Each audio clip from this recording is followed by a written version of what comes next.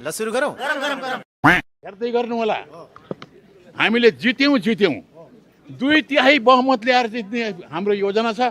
तर बहुमत मात्रै प्राप्त भएछ भनेर भने पनि बहुमत मात्रै प्राप्त भए पनि 2/3बाट जे गर्न पर्ने हो त्यो कामले गरेर देखाउँ। के छ यो परिणामलाई कसरी लिनु भएको छ तपाईँ? यो निर्वाचन परिणामलाई चाहिँ अनपेक्षित छ। पूर्व समाजवादीको चाहिँ एउटा सिट मात्रै आएछ क्या। तपाईँहरूको पूर्व पार्टी चाहिँ सक्यो क्या। मानव नेपालले समेत हार्नुभयो भनेपछि त के रह्यो? हो त्यही हो।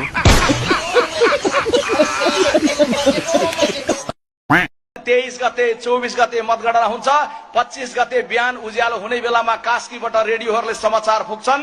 कास्कीको 3वटै क्षेत्रबाट रुखचिन्हका उम्मेदवार भारी मतले विजय। लेकिन एक सेकेन्ड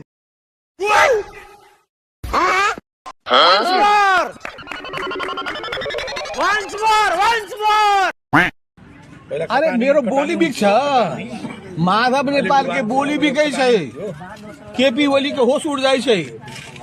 माधव नेपाल के बोली भी कई छै। शेर बहादुर के होश उड़ जाए छै। माधव के बोली भी कई छै। प्रचंड जी के होश उड़ जाए छै। कुछ भी। A few moments later. तपाईँ चाहिँ पराजित हुनुभयो। कारण चाहिँ के रहेछ? के थाहा पाउनु? खासमा किन हार्नुभयो तपाईँले? त्यो पछि कारण के पाउनु? जान हतार छ। होइन हतार छ, तर हेर्नुहोस् न तपाईँले यो पटक चाहिँ कस्तो लज्जास्पद हार चाहिँ भयो नि त। त्यस्तै हो।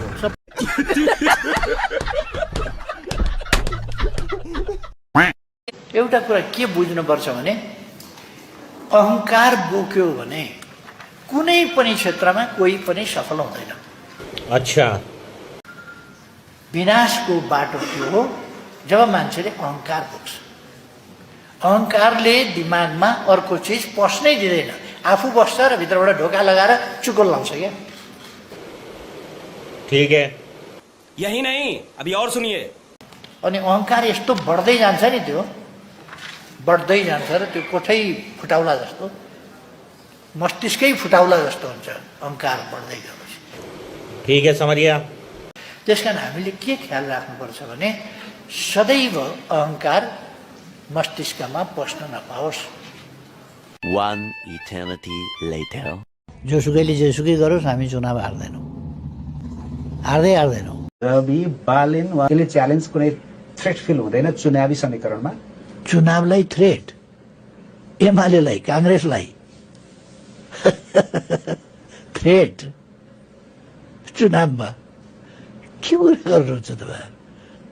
फेरि पनि एमाले सरकार, फेरि पनि ओली सरकार, फेरि पनि पुराना भनिएका पार्टीहरूको सरकार।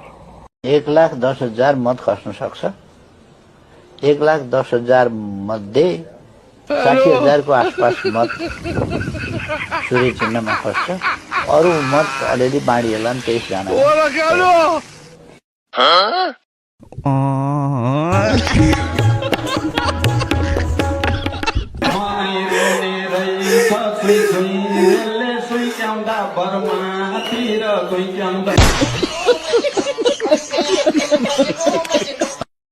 Hey, y'all, come look at this. राष्ट्रवा भन्ने पार्टीको 0 सिट हो।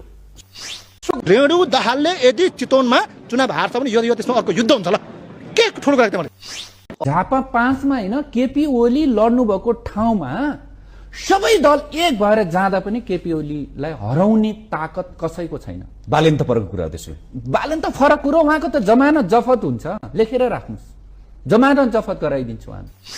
राष्ट्रपा त कुनै प्रतिस्पर्धी दलै होइन। हेर्नुहोस्, यसलाई त म मान्दिनँ। यो त उही फेसबुकमा मात्रै प्रतिस्पर्धा हो। गुगलमा राप्रपासँग प्रतिस्पर्धा छ र भूगोलमा छैन। मैले पहिला नम्बर के भने एक त उसले चुनावै लड्दैन, दोस्रो कुरा चुनाव लड्यो भने जित्दैन।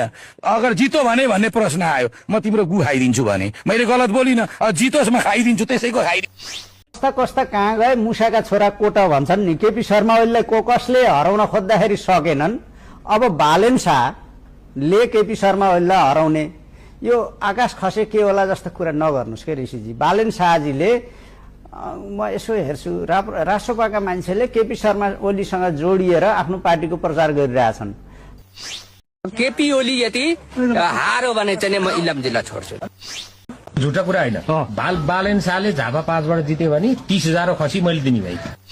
फागुन 21 चुनाव भयो भने म राजीनामाबाट सन्यास लिन्छु। निर्वाचन भयो भने म घाँटी गाडिन्छु, घाँटी। बालनले जित्यो भने झापामा कान काटेर म टिचिङ हस्पिटलमा टाका लाउँछु। 20 देखि 25 हजार मतले उहाँले जित्न सक्नु भएन छ भने तपाईहरुलाई अगाडि मिडियाका अगाडि यो कुरा मैले तपाईहरुलाई साँची राखेर यो कुरा गर्छु।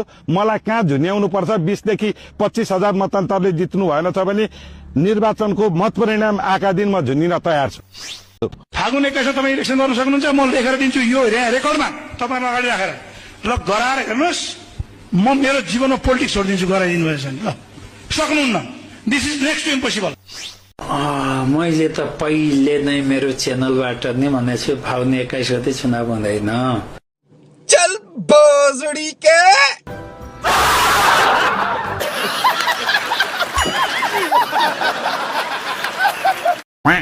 मैले देख्दाखेरि 7 सिट जति ल्याउला कि जस्तो लाग्छ। कति भन्नु? 7 थोरै भयो। 7 भने 1 2 3 4 5 औला सिद्धि 6 7 दुईटा थप्नु पर्छ। Are you comedy me? KP Sharma ओलीलाई बालनले हरायो भने चाहिँ के हुन्छ? उही आकाश पल्ट्यो भने के हुन्छ भने जस्तै हो। केपी शर्मा ओलीजी शानदार ढङ्गले जित्नुहुन्छ, त्यहाँ कुनै समस्या आकाश पल्टी जस्तै हो, असम्भवै हो त्यो। ल तपाईँले कहिले काहीँ भन्नु आकाशै पल्ट्यो हल्ला त मैले नि सुनेको थिएँ। कहिले अब 4-5 दिन बाँकी छ।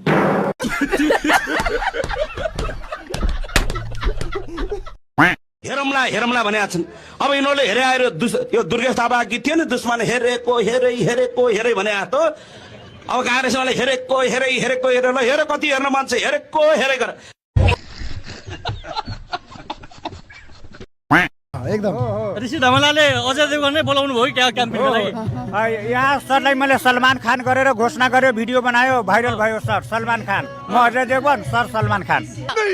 A few moments later. तर अजय देवगन ल्याएर तपाईले चुनाव प्रचार गर्दा पनि जित्नु सक्छ। त्यसैले आजले साथी चैतको पहिलो हप्ता सरकार बन्छ र नेपाली कांग्रेसको नेतृत्वमा सरकार बनिरहँदै गर्दा हाम्रो सरकारले वैशाखको 1 गते नेपालको नाममा सम्बोधन गर्दै 5 वर्षको प्रतिज्ञालाई 1 महिनामा लिएर आउँछ।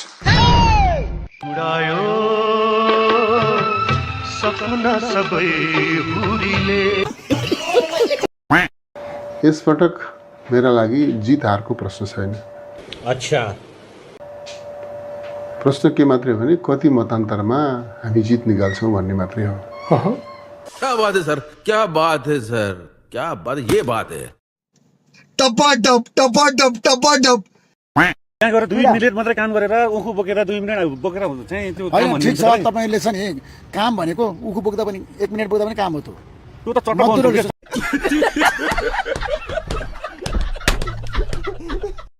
र आजको दिनबाट मैले जुन चुनाव चिन्ह लिएर चुनाव लडेको थिएँ, मोबाइल चुनाव चिन्ह, त्यो पार्टीसँग र त्यो चिन्हसँग मेरो अब सम्बन्ध रहँदैन। मैले खालि चुनावमा मात्रै त्यो प्रयोग गरेको थिएँ।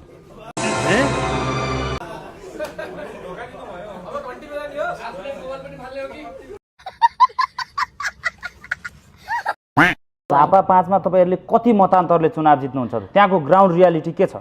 अब तपाईको भन्नुसार मेरो फिल्ड रिपोर्ट मेरो टिमको, म मात्रै होइन, अब फेरि म त अब्जर्भर हो, हाम्रो टिमले गरेको रिसर्चको डाटा प्रस्तुत गर्नको लागि त तपाईलाई त आचार संहिता लाग्ला नि त। त्यसकारणले यो भन्न पनि म त्यति जान्दिनँ। भारी मतले जित्नुहुन्छ र गएको इलेक्सनको मतभार भन्दा धेरै मतान्तरले उहाँले चाहिँ चुनाव जित्नुहुन्छ हाम्रो अध्यक्षले। त्यति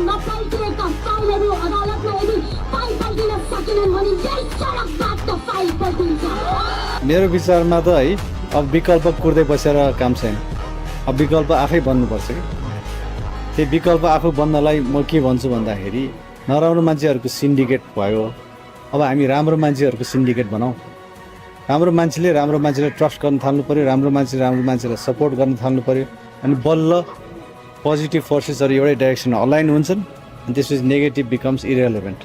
So this coming elections, think about it, think about your candidates. यो सबै क्यान्डिडेटहरूलाई चुज राम्ररी हेरौँ